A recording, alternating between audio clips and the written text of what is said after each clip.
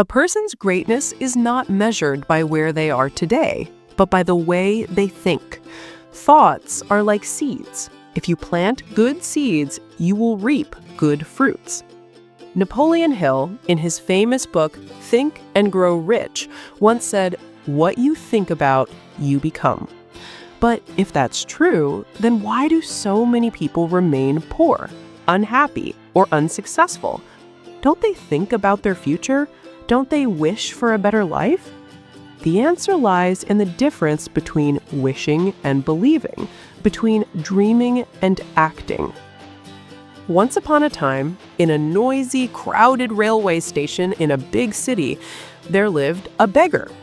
Every day, trains came and went, whistles blowing, people rushing, announcements echoing through the loudspeakers. Amidst this chaos, the beggar sat quietly with a small tin bowl in his hand, asking strangers for a few coins so he could eat. His life was the same every single day. Morning to night, he begged. Sometimes he got enough for food, sometimes he slept hungry. Nobody really noticed him. To the world, he was invisible. Just another poor man surviving at the edge of society. But deep inside, he often wondered, is this all my life will ever be? Just sitting here, waiting for people to throw me a coin out of pity? One hot afternoon, as he stretched out his hand to another passerby, he noticed a man stepping onto the platform. This man was different. His shoes were polished, his suit was neat, and he walked with the confidence of someone who knew where he was going. The beggar's heart leapt. This man looks rich, he thought. If anyone will give me a big note, it's him. With hope in his eyes, the beggar ran up, stretched out his hand, and said softly, "Sir, please spare some money." The businessman stopped. For a moment, he just looked at the beggar. Then, instead of reaching into his pocket, he asked, "Do you always just take from others? Have you ever given anything to anyone?" The beggar froze. Nobody had ever asked him such a question. People usually ignored him, shouted at him, or sometimes dropped a coin, but this was different. Confused, he stammered, "Sir, I'm just a beggar. I survive by asking for alms. I have nothing to give." The businessman smiled faintly and shook his head. That's where you are wrong. If you believe you have nothing to give, then you also have no right to ask for anything. Life is about exchange. I give something, I receive something. That is fair. But if you have nothing to give in return, then I cannot give you anything either. Without another word, the businessman boarded his train, the whistle blew, the wheels turned, and the train disappeared down the tracks. The beggar stood there, stunned, his empty hand still in the air. That night, he could not sleep. The businessman's words echoed in his mind. If you believe you have nothing to give, you have no right to ask for anything. He turned left, right, stared at the ceiling, and whispered to himself, "What can I give? I am nothing. I own nothing. I know nothing. All I have is this bowl and my old clothes." But deep inside, something had shifted. The businessman hadn't insulted him. He hadn't shouted. He had spoken the truth calmly but firmly. And the truth hurts in a different way. It doesn't just wound you, it wakes you up. For the next 2 days, the beggar didn't even ask for money. He just sat in silence, lost in thought. On the third day, while wandering near the railway tracks, he noticed something he had ignored for years: small wildflowers blooming near the edge of the platform. They were simple, yet beautiful, bright yellow and red against the dusty ground. Suddenly, an idea struck him like lightning. What if, instead of just taking, I also give? What if when someone gives me a coin, I give them a flower in return? His heart raced.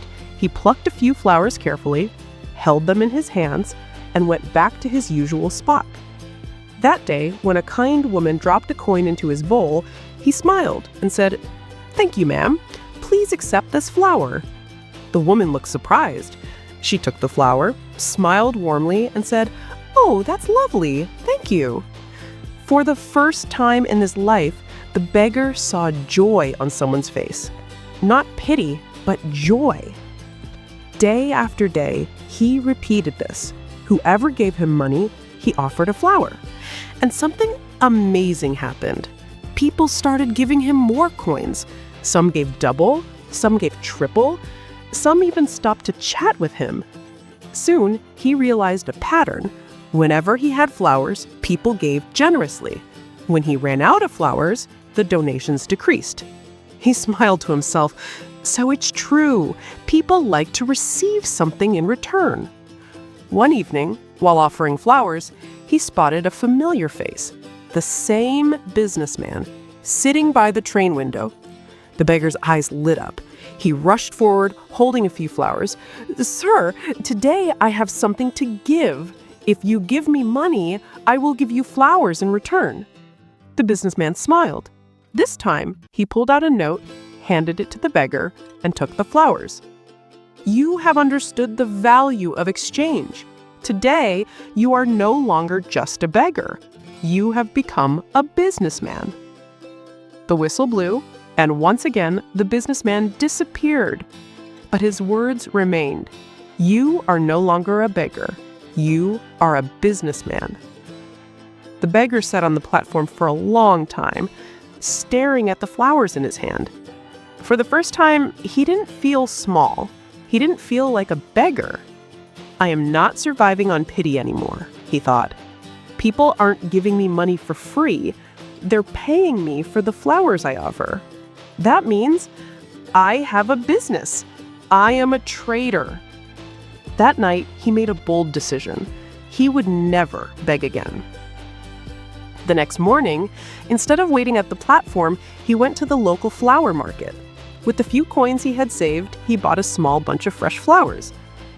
Day after day, he stood at the railway station selling flowers instead of begging. People loved it. Some bought flowers for their loved ones, some for prayer, some just for the joy of it. Weeks passed. His earnings grew. He bought more flowers and then even started hiring a small boy to help him. Soon, he had a regular stall at the station. The man who was once invisible now became a familiar face. Passengers smiled when they saw him. Some even brought their friends, saying, "You must buy flowers from this man. He's different." Half a year later, at the same railway station, two well-dressed men shook hands. One of them paused and frowned. "Do I know you?" The other smiled. "Yes, we met twice before, right here." The first man thought hard, then suddenly gasped, "Wait, you're the beggar, the one who asked me for money and then later gave me flowers." The flower seller laughed. "Yes, that was me, but I'm no longer a beggar. Today, I run a successful flower business. In fact, I'm traveling to expand it into another town." The businessman looked at him in amazement. "That's incredible. What changed?"